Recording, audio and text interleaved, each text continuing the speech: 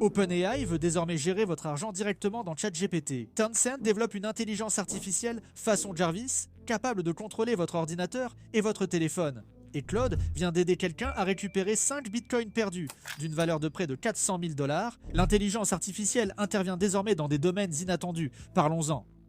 OpenAI vient de lancer quelque chose qui sera soit très utile, soit un peu effrayant selon le point de vue. Ils intègrent la gestion financière personnelle directement dans ChatGPT. Et je ne parle plus simplement de répondre à des questions génériques sur le budget. Là, c'est du sérieux. Les utilisateurs pro aux États-Unis peuvent maintenant connecter leur vrai compte bancaire, carte de crédit, portefeuille d'investissement, prêt, tout ça directement via ChatGPT. Ils utilisent Plaid pour les connexions, qui prend en charge plus de 12 000 institutions financières dès le départ.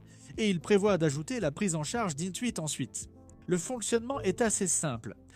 Vous pouvez cliquer sur Finance dans la barre latérale ou taper Finance, connecte mes comptes.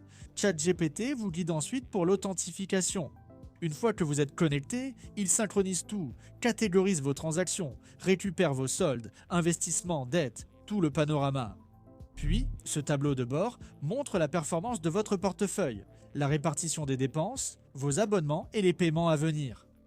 Et à partir de là, vous pouvez réellement avoir des conversations avec ChatGPT sur votre situation financière réelle. C'est là que ça devient intéressant. Contrairement aux réponses génériques comme vous devriez économiser plus ou voici comment fonctionne un budget, ChatGPT peut désormais analyser vos dépenses et donner des conseils adaptés. Vous pouvez, par exemple, lui demander si vous pouvez vous permettre ces vacances, si un investissement doit vous inquiéter ou comment trier vos abonnements sans tout vérifier manuellement. Il peut vous aider à planifier des achats majeurs, à analyser les coûts de voyage selon vos dépenses réelles ou à fixer des objectifs d'épargne adaptés à vos revenus et à votre mode de vie. Ils utilisent par défaut le mode Thinking de GPT 5,5 pour ces conversations financières, ce qui est logique car les questions d'argent sont compliquées et dépendent du contexte. OpenAI a en fait créé un benchmark interne pour les tâches de finances personnelles et a fait évaluer les performances du système par plus de 50 professionnels de la finance issus de grandes institutions. GPT 5,5. Thinking a obtenu un score de 79 sur 100 à ce benchmark, tandis que GPT 5,5 Pro a atteint 82,5. Donc, on parle ici de performances assez solides sur des questions financières complexes. La priorité de tous ici est clairement la confidentialité et la sécurité, n'est-ce pas? OpenAI est assez transparent sur ce que ChatGPT peut ou ne peut pas faire avec vos données. Il peut voir les soldes, les transactions, les investissements et les dettes. Mais il ne peut pas voir les numéros de compte complets et il ne peut certainement pas apporter de modifications à vos comptes. ChatGPT ne va pas soudainement transférer de l'argent au hasard un matin. Vous pouvez déconnecter vos comptes à tout moment dans les paramètres. Les données synchronisées sont alors supprimées des systèmes d'OpenAI sous 30 jours. Les discussions temporaires n'accèdent pas à vos comptes financiers, ce qui est appréciable. Ils ont ce concept de mémoire financière, où ChatGPT retient les infos importantes que vous partagez, comme économiser pour une voiture, devoir de l'argent à vos parents ou avoir un prêt immobilier. Ces informations sont stockées à part et vous pouvez consulter ou supprimer ces mémoires à tout moment. L'expérience utilise les paramètres d'entraînement déjà choisis pour ChatGPT. Si vous avez refusé l'entraînement, ce choix s'applique aussi ici.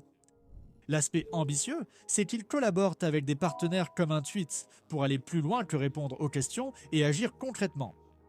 Donc, à terme, vous pourriez passer de demander à ChatGPT des recommandations de cartes de crédit à comprendre vos chances d'approbation, puis à soumettre une demande, tout cela directement dans ChatGPT. Vous pourriez demander les implications fiscales de la vente d'actions et être mis en relation avec un expert fiscal via Intuit. C'est la vision à long terme.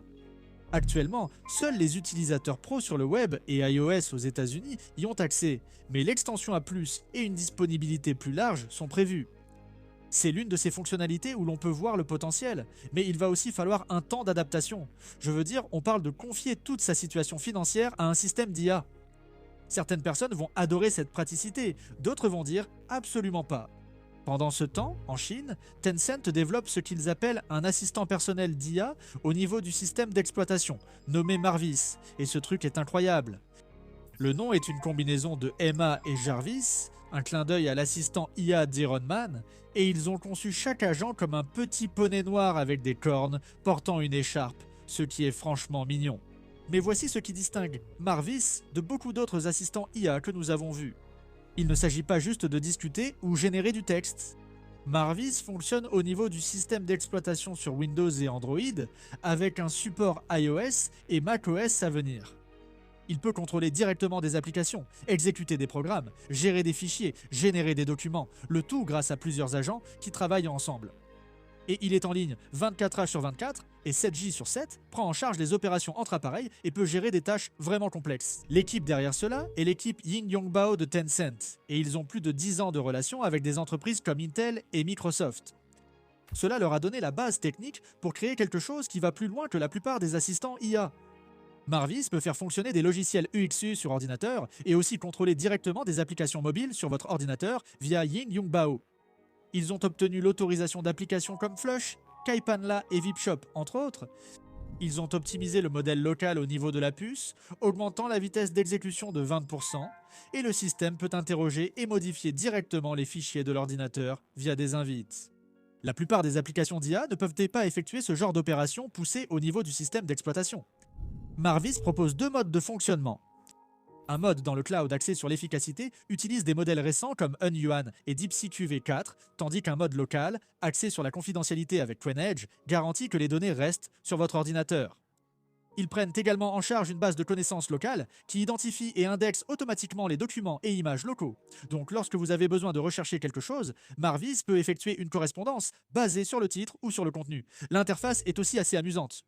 Vous avez ce bureau virtuel où vous pouvez voir ce que fait chaque agent. Si un agent se voit attribuer une tâche, il s'assiera à son poste de travail et travaillera. Si les agents sont inactifs, ils peuvent somnoler, se promener, faire de l'exercice, boire du café ou même aller aux toilettes. Lorsque vous attribuez une tâche, un superviseur d'agents vient prendre en charge et délègue aux agents appropriés. Une fois qu'ils ont terminé, ils font leur rapport au superviseur. Lors des tests, Marvis a montré des capacités impressionnantes, mais aussi certaines limites. Un test demandait de repérer une image avec des éléments du Nasdaq dans le dossier des téléchargements locaux. L'agent de fichier a d'abord cherché par nom de fichier, mais voyant que la plupart étaient insignifiants, il est passé à l'analyse d'images. Il a trouvé la bonne image, mais a fini par consommer 2 millions de tokens dans le processus après avoir analysé plus de 100 images. Donc, ça fonctionne, mais ce n'est pas encore vraiment efficace. Un autre test a demandé à Marvis de mettre le thème de l'ordinateur en vert. Il a trouvé l'entrée des paramètres système pour les couleurs du thème, prouvant son accès au contrôle système, mais il s'est arrêté sans effectuer le changement. L'utilisateur a dû faire cette partie manuellement. Lorsqu'on lui a demandé si l'ordinateur pouvait faire tourner Black Myth Wukong, Marvis a extrait avec précision la configuration du système, a analysé les spécifications et a identifié que le processeur, la mémoire et le disque dur étaient obsolètes, tandis que la carte graphique était suffisante. Il a suggéré de mettre à niveau la mémoire comme amélioration la plus rentable, bien qu'il se soit trompé sur le prix, affirmant que 32 Go de mémoire DDR4 coûte 400 à 500 yuan, alors qu'en réalité cela coûte plus de 1000. Pour des tâches complexes, Marvis peut créer un système local de gestion des connaissances avec accès personnalisé à de grands modèles et des fonctions RAG, sans que l'utilisateur ait à toucher au code. Lors d'un test, il a créé la structure des répertoires, rédigé les fichiers de configuration et les modules principaux en parallèle, construit une interface web et livré un système fonctionnel.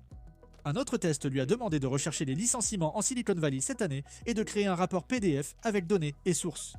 Marvis a utilisé la collaboration multi-agents, effectué plusieurs recherches sur le web et généré un rapport de recherche détaillé de plus de 3500 mots avec des données précises. Cependant, lors de l'exécution, les agents ont rencontré un problème. Ils sont passés automatiquement à l'anglais, probablement à cause du contenu des compétences ou des caractéristiques du modèle. Marvis demandera confirmation avant d'effectuer des actions risquées, comme supprimer des fichiers en lot ou modifier des configurations principales, ce qui rassure. Mais dans l'ensemble, vous pouvez voir que cela en est encore à ses débuts. La vitesse, la consommation de jetons et la flexibilité doivent encore être améliorées. Mais la base est là pour quelque chose qui pourrait réellement agir comme un agent IA accomplissant de vraies tâches pour vous. Maintenant, la troisième histoire est probablement la plus folle et elle implique Bitcoin, Claude, l'IA et quoi de 100 000 $. Un ancien utilisateur, connu sous le nom de CPRKRN, a indiqué dans un post que Claude l'avait aidé à récupérer 5 bitcoins d'une valeur de près de 400 000 $ qui étaient bloqués depuis plus de 11 ans. Ces bitcoins ont été achetés quand le bitcoin valait environ 250 $. Vous pouvez donc imaginer leur valeur actuelle. L'histoire est assez parlante, d'une manière un peu douloureuse. À l'université, cette personne a changé le mot de passe de son portefeuille en étant ivre puis l'a oublié. Pendant des années, ils ont tenté de récupérer l'accès avec des logiciels de force brute et des recherches massives de combinaisons de mots de passe, sans succès. Après plus de 10 ans d'échecs, ils ont décidé d'essayer quelque chose de différent et ont téléchargé des fichiers de leur ancien ordinateur d'université dans Claude. Beaucoup en ligne ont affirmé à tort qu'il s'agissait d'un piratage par IA ou que Claude avait craqué le chiffrement du Bitcoin, mais ce n'est pas le cas. Claude n'a contourné aucune protection de sécurité et n'a rien déchiffré. Il a agi comme un excellent assistant de recherche, triant des années de fichiers oubliés, d'anciennes sauvegardes et diverses versions de portefeuille sur l'appareil. Au cours de ce processus, Claude a identifié un ancien fichier wallet.ti qui semblait exister avant que le changement de mot de passe n'ait eu lieu. L'utilisateur possédait une ancienne phrase mnémonique de récupération, ce qui a permis d'ouvrir le portefeuille sans contourner la sécurité. Donc, Claude a essentiellement aidé à organiser et à analyser un tas de vieilles données jusqu'à ce qu'il trouve l'élément important. Les utilisateurs ont célébré dans leur publication virale et ont remercié le PDG d'Anthropic, Dario Amod, en disant que l'expérience avait changé leur vie. Et honnêtement, oui, je parie que c'était le cas. Voir apparaître 400 000 $ après avoir cru qu'ils étaient perdus à jamais serait vraiment bouleversant pour la plupart des gens. Cette histoire met en lumière quelque chose qui devient de plus en plus pertinent dans la crypto.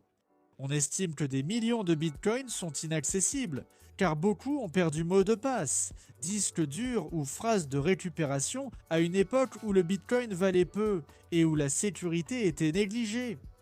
Aujourd'hui, ces portefeuilles oubliés valent potentiellement très cher et leur récupération est devenue une industrie. Des outils comme BTC Recover aident à tester des variantes de mots de passe et à récupérer l'accès à des portefeuilles endommagés.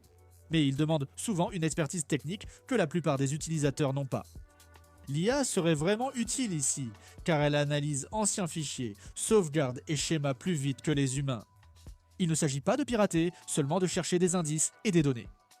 Donc, si vous détenez des cryptos, sauvegardez votre portefeuille crypto, sécurisez votre phrase de récupération et ne vous fiez jamais à votre seule mémoire. Très bien, donnez-moi votre avis en commentaire. Si vous avez aimé la vidéo, abonnez-vous, likez et merci d'avoir regardé. À la prochaine.